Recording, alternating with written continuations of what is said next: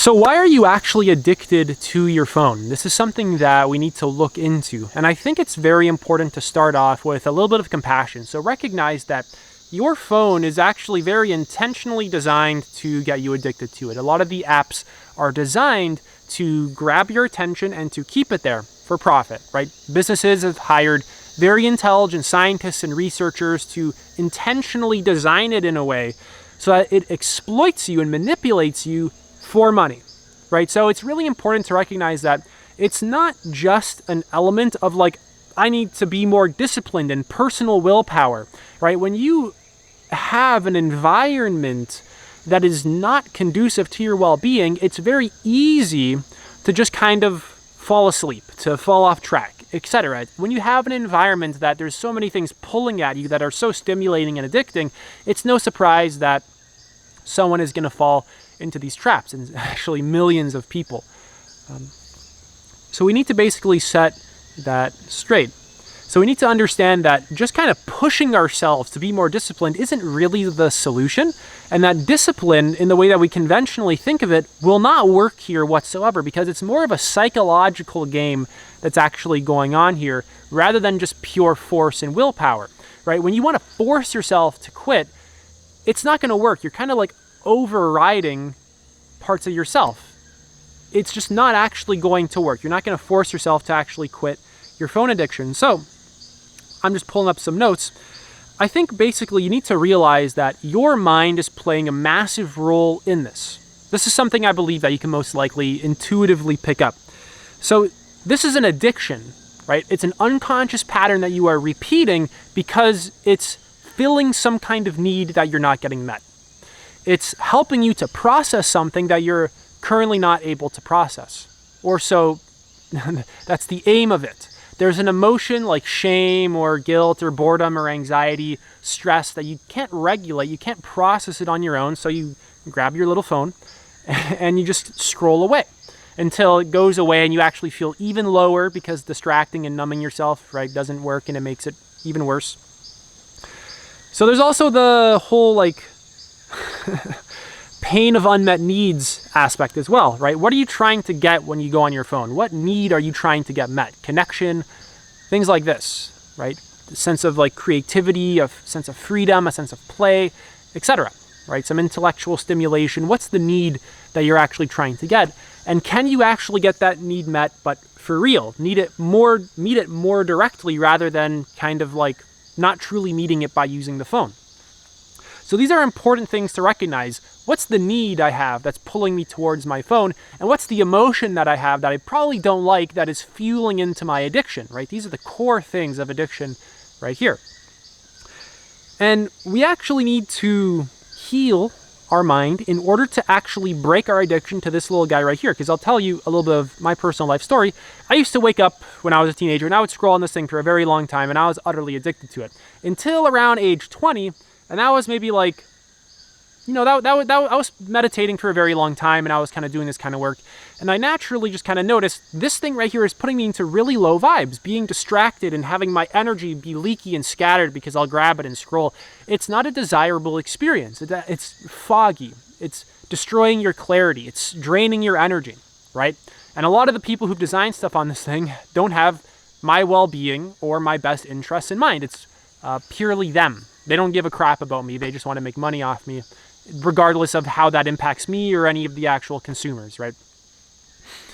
So this is going to require healing, awareness, emotional processing, and an awareness of what state drives you to your addiction, right? When you grab your phone, what state is pulling you? Shame, maybe pulling you towards pornography or boredom or stress, so you scroll on Instagram, etc., right? Become more aware of the state that you're experiencing in the moment that is pulling you towards what you're doing.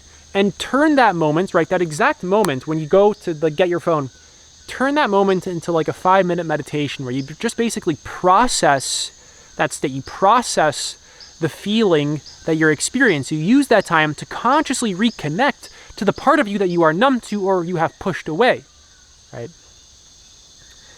Because when you're distracting yourself, you're kind of repressing something inside of you. Something wants to be felt and it wants to be experienced, and the unconscious wants to come into the conscious mind. but you're pushing that away by just kind of fueling your addictive behavior. So by making the unconscious conscious, you actually heal the addiction, and you recognize the addiction is putting you into low vibes, and it feels healthier and more exciting and more fun to not participate in the addiction, but to be just purely present and whole and following your highest excitement and following your natural motivations and just kind of being a whole human and self-actualizing and self-transcending, etc. So you have to basically recognize what emotions are driving you, what needs are driving you, and learn to come into more conscious relationship with them. What parts are driving you, what sub-personalities are driving you, right? Write to these, like get a piece of paper, or go on Notion or Google Docs or Microsoft Word or OpenOffice, whatever it is, and actually write to them, right? Start getting into a dialogue with them. Practice meditation. Learn to feel what's going on inside of you. Practice feeling what's going on inside of you. Most people are very numb to their emotional experience. They do not feel very deeply, especially men, right? Men are more kind of like rationally oriented and intellectual, right? Stuck in their mind for the most part, very rigid. You need to learn how to get into your body, how to feel, how to be more emotional, spontaneous, experience more freedom, right? Move your body, things like this in like a mindful way, in a way that implies presence and feeling and just an emotional connection. Women are typically naturally a bit better at this, but it's something that needs to be genuinely developed and practiced, right? So moving on, your environment. This is a massive one. I hinted at it briefly, but this is something that you actually really need to pay some conscious attention to. If your environment is not helping you, it's going to be destroying you. So ask yourself the question, does my environment support me or does it harm me? If you are in an environment where there's a phone here and a TV there and some cookies there, right?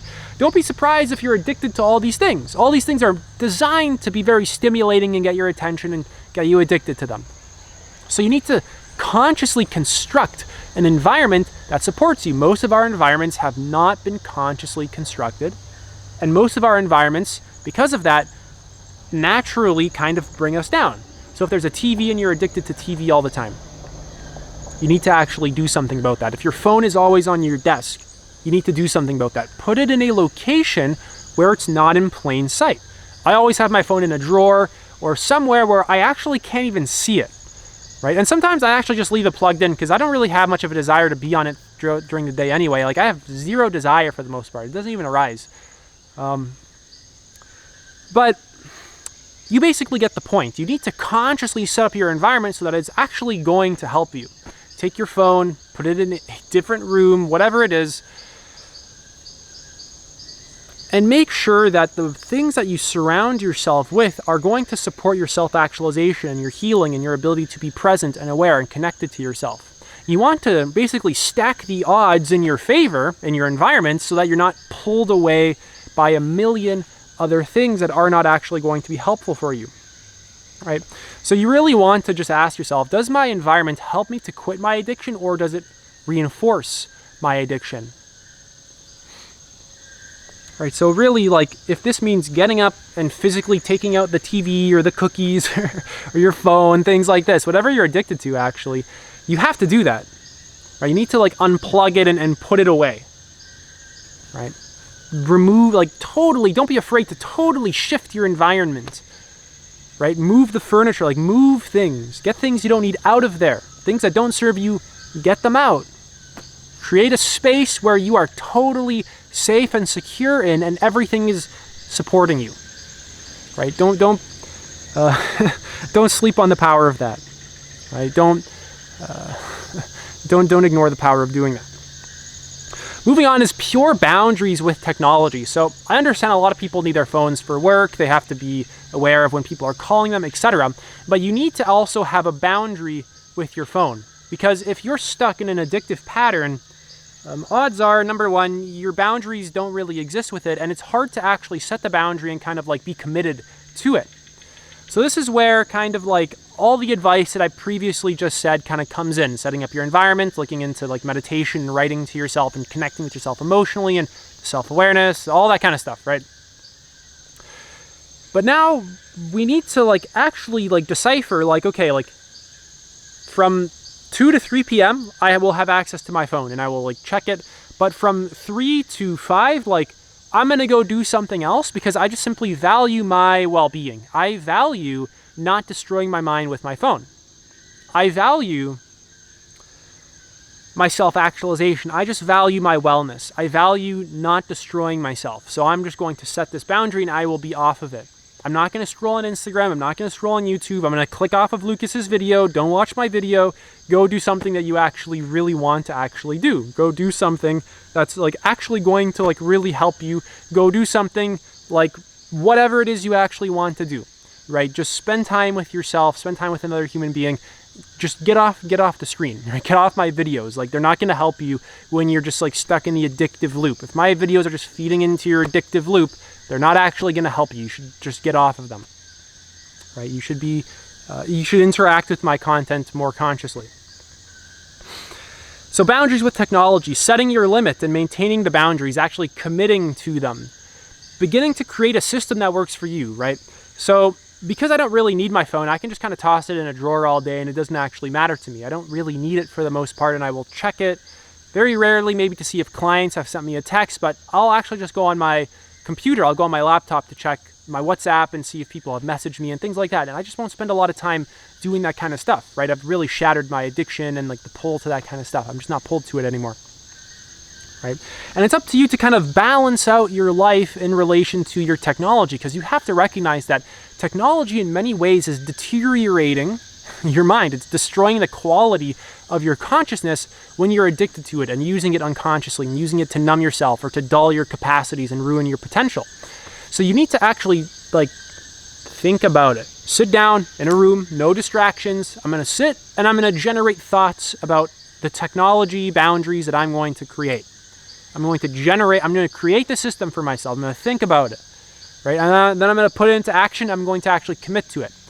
And, right, I can be flexible with my boundaries. I can change them if I have to, but I'm also very serious about this commitment. I'm not going to like, it's like just enough flexibility so that it's not rigid, but just enough seriousness so that you don't fall into addiction and just kind of numbing yourself and being distracted all day, right? Trying to strike that balance. So really like, create a system that works for you. If you have to use it for work, right, from 12 to 2, maybe you're going to be more available to it and use it for work, right? If you're not using it for work, call yourself out. Be your own whistleblower. Call yourself out on your own bullshit. Yep, I'm just distracting myself. Yep, I'm just scrolling away. Call yourself out in the moment, in that unconscious moment. Call yourself out. Yep, I'm distracting myself. Without shame, right? You don't shame yourself, but you're just stating it clearly to yourself to kind of wake yourself up.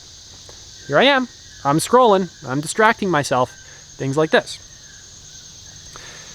So really just kind of putting that system into place, figuring out what works for you, and then maintaining that, and really feeling into, okay, when I do this amount of time on my phone per day, right, I feel okay. When I'm not scrolling very much, I feel okay. But when I do this amount of time, I start to notice like an emotional, psychological consequence to this. So I'm going to like, remove that. Right? If I need it for work, I can use it for this much, but then after that, like I'm done. I'm going to do something else, right? I cannot be there on my screen my whole life. What do you value? Do you value living and experiencing your life and having that clarity, right? That clarity that you're not going to get from scrolling all day? Or do you value just scrolling and spending your whole life staring into this all day, right? I think the obvious answer is that you, deep down, you want to actually engage in life. You actually want to be fully present and connected to life. And this basically ruins your ability to feel, to be spontaneous, to be conscious, to be aware, to spiritually develop, to self-actualize, to emotionally and psychologically develop. This is really stunting all that stuff. So if you develop these skills, you'll actually quit your phone addiction and many other addictions. These are massive skills to actually develop over time. This is not a 5-minute solution, and I never intended to give you a 5-minute solution. And if you just wanted a 5-minute solution, then this isn't the place for you.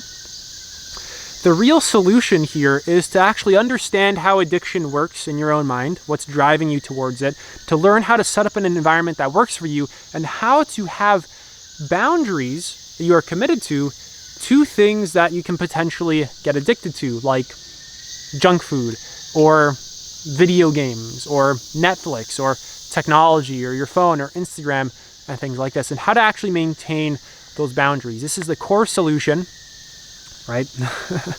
And it's quite comprehensive. If you basically master all these things, I absolutely guarantee you will break your addiction to it and many other things. That's it for this video. If you guys are interested in working with me one-to-one, right? I do one-to-one coaching. We go into deep psychological stuff, personal growth, self-actualization, spirituality, self-transcendence, raising consciousness, things like this. All right, if you guys are interested in one-to-one coaching, you can apply to work with me. The link is in the pinned comment. Take it easy.